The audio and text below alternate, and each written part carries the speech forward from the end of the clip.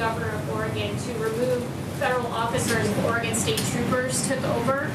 Mayor Ted Wheeler was noticeably absent from that agreement. Are you confident, sir, that the state of Oregon will be able to quell the protests in Portland? And if the violence does continue, would you consider redeploying federal troops? So our people have done, Homeland Security have done a fantastic job. They went to Oregon a little more than a week ago. The place was a mess. The city, Portland, was just a disaster. You see it, and a lot of people weren't reporting it right. They tried to pretend it was a protest as opposed to anarchists and agitators. You understand what I'm saying. It's a mess. They went there a short while ago, and they saved a federal courthouse that costs hundreds of millions of dollars. And they put a ring around the courthouse, and they saved it.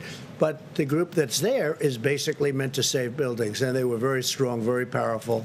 And they didn't come out too often out of this cocoon that they built in order to save these very expensive, valuable, and psychologically important buildings, right, like courthouses.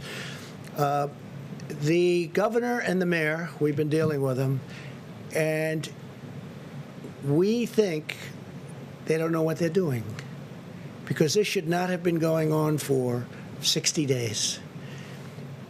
It's not our job, unless in case of emergency, which I consider now to be an emergency, it's not our job to go in and clean out the cities. It's supposed to be done by local law enforcement. Yesterday, the governor worked a deal where they'll do it.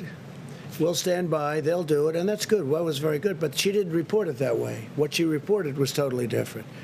She said, I think Trump wants to take over the country. It's crazy. So what happened is our people are staying there to see whether or not they can do it today and tomorrow.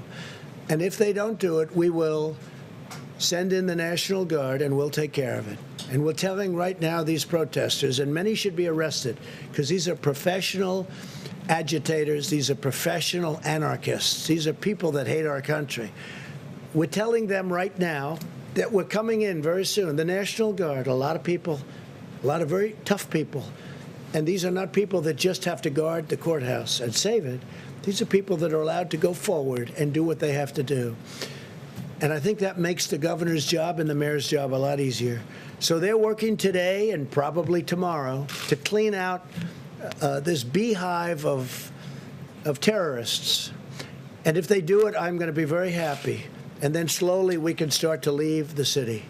If they don't do it, we'll be sending in the National Guard. Please.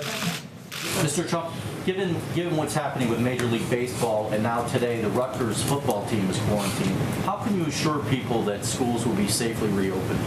So can you assure anybody of anything? I do say, again, young people are almost immune to this disease. The younger, the better. I guess they're stronger. They're stronger. They have a stronger immune system.